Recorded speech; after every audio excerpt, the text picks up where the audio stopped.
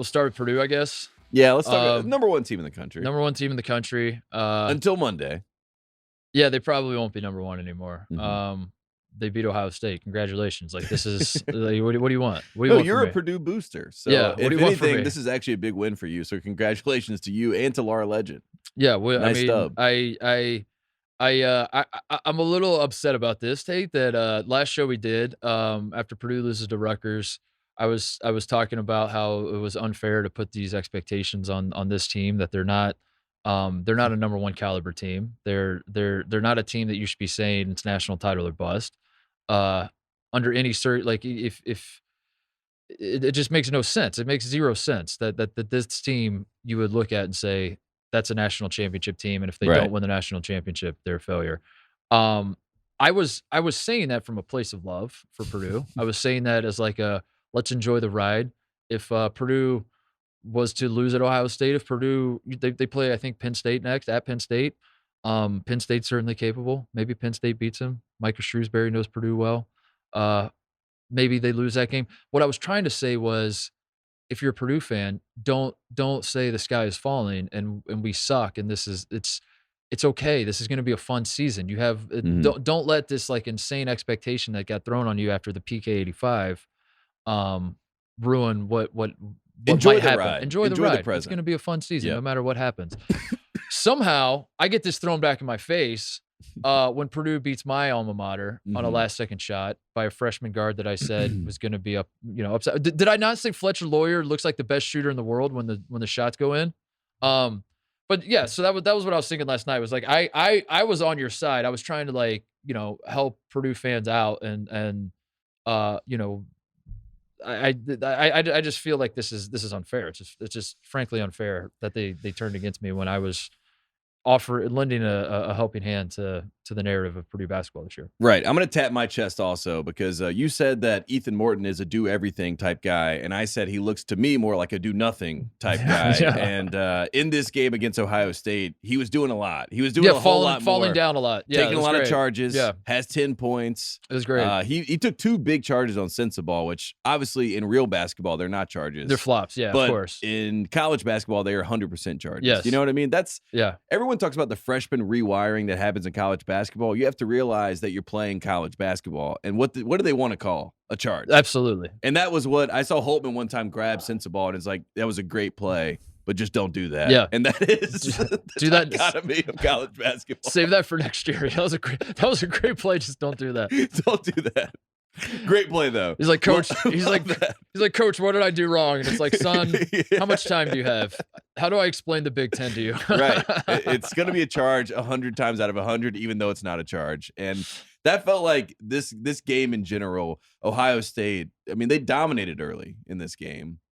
Zed Key goes out. People forget. And once Zed Key goes out, I thought our guy Akbar did a good job. Akbar was great. The problem was, why are we doubling? Why did we double Edey at the end of the game when Akbar could have handled him individually? And when the double comes, then he kicks it out to Fletcher Lawyer, who ends up hitting the 3. And I say to myself, I think Felix could have handled it by himself. That's all I'm saying. All right. So I know for vanity's sake, we have to double Edey because he's so good. We have to double him. But why?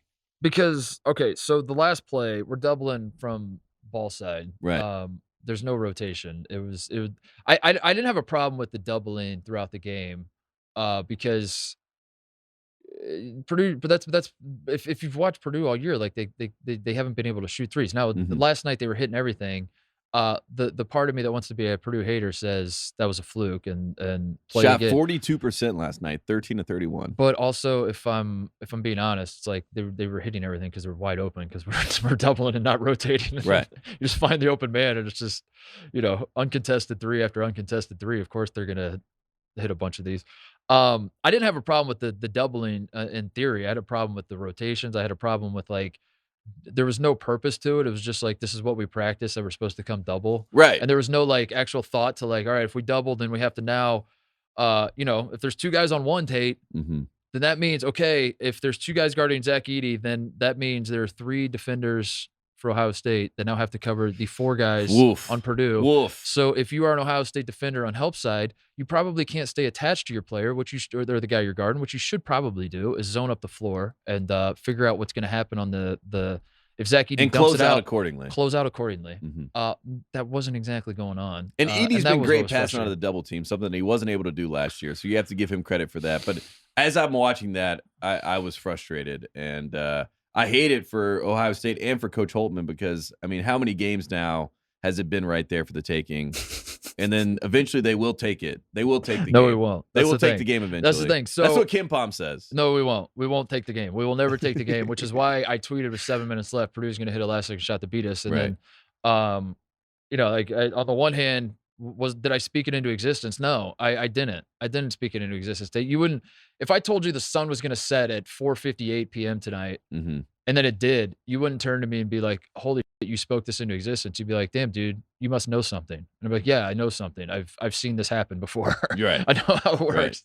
Right. I'm telling you what's going to happen. This is going to happen because I love this Ohio State team. I do. I think we are very, very good. I think there are stretches where we show that we are Final Four caliber team. And I don't say that, it probably sounds like a homer thing, but I mean, like, use your eyes. Like, Bryce Sensabaugh is incredible. Like, it's our offense when we're rolling is insane. When we want a guard, which is like once every 12 possessions, we look great. I don't know. I love the team. The problem is, Tate, we don't know how to win, and that's a problem. That's going to be a problem moving forward because you have to win games to win. You cannot, you cannot lose games and still win. Right. In this league. In this league. In this league.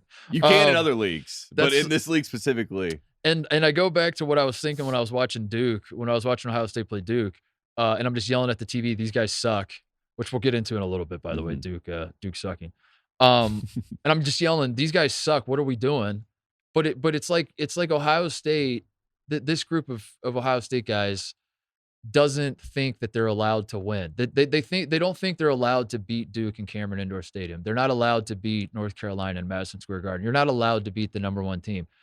I want them to know they are allowed to do that. Right. You can do that. You can do that. Just go beat their ass. And like every Purdue fan, I on Twitter, I was mixing it up with the folks last night. At the first half, they're like, if you cover the score, we're down 15. They thought that like they were getting their ass kicked, and they know they were, which is why they're like cackling that they quote unquote stole a win. Not that it was fraudulent. I'm trying to put an asterisk on it or anything, but like Purdue fans will straight up tell you, like, I don't know how we did that. We were hitting shots we haven't been hitting for most of the season since the PK 85. Ohio State looked like the better team for most of the game. The problem is we don't know how to win games, Tate. The same thing happened in North Carolina. It's like we're up big and we're looking around like this isn't supposed to happen. We're preseason number one team, North Carolina, Madison Square Garden. We can't do this. You're bracing for the run. Yes. And then when it happens, I mean, even in this game, Sensabaugh does not look like a freshman until the final possession. Yes. Which is expected of a freshman. But it's also it felt like in that moment, everyone was like, you do it. No, you do it. And it's like suing. Is it going to be McNeil who hit a big three? Is it going to be Sensabaugh? And it probably would have been Zed Key, to be honest with you. He's probably Zed Key would have hit the shot. He would have hit the shot. He would have hit the shot.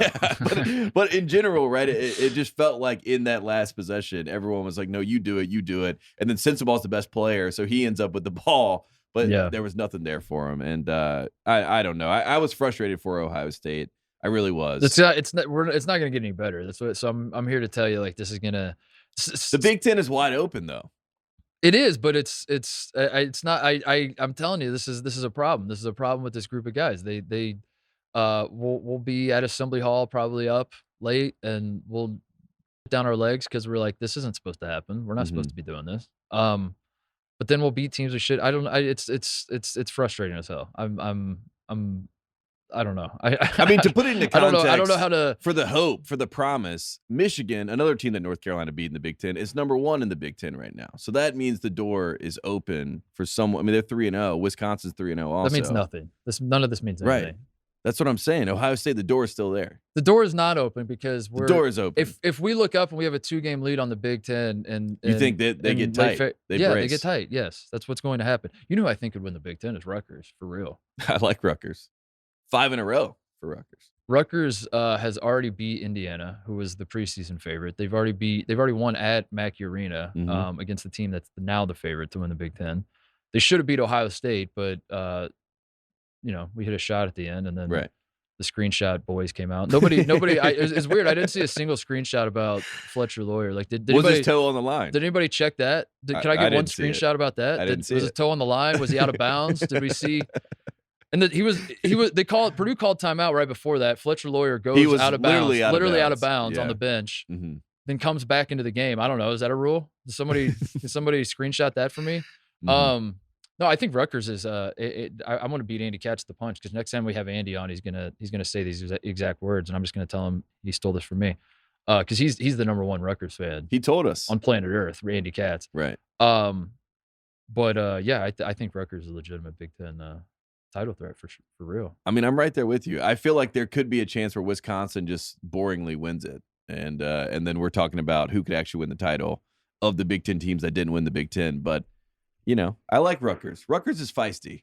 Rutgers is fun. And Steve Peichel, he's figured something out. I don't know what Steve Peichel has figured out, but he knows how to beat ranked teams. And I hope Ohio State figures that out. We're not going to figure. I need the resume. I need the resume boost of the Buckeyes. But this is what I'm trying I am a Buckeye. This is what I'm trying to tell you. For the Buckeyes. You think I'm being just like a defeatist and a pessimist with the. I'm not. Like, I'm telling you how it works. Like, I've seen this story a million times. Every time. The one exception was Duke last year, and I think that was, I don't know. I think that was supernatural, something or other. I think that was right. There's something at play there that we had to. As Coach K told me in the masterclass, he thought that they were going to win for him. Yeah, he expected them to win every game for him. And when they were playing Ohio State, they were like, "We're not going to do that tonight." Yeah, not for you, Coach. There was something going because I don't know how we pulled that off last year. I mean, the Cedric Russell just hitting everything was crazy, but it's karmic. That's where I've arrived with this Ohio State. It's because we're going to choke away a lot of games, I think, because these guys just don't know how to win.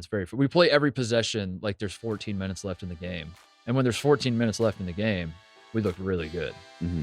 But when we're up by 2 with 4 30 minutes, seconds left, a little bit different.